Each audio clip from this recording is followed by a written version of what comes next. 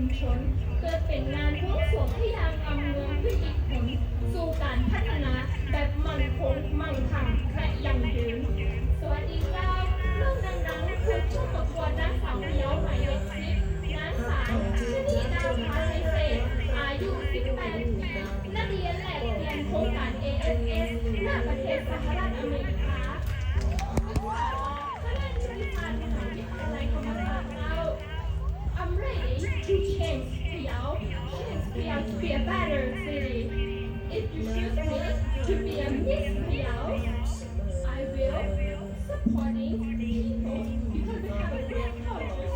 best people, and wonderful activities. Thank you.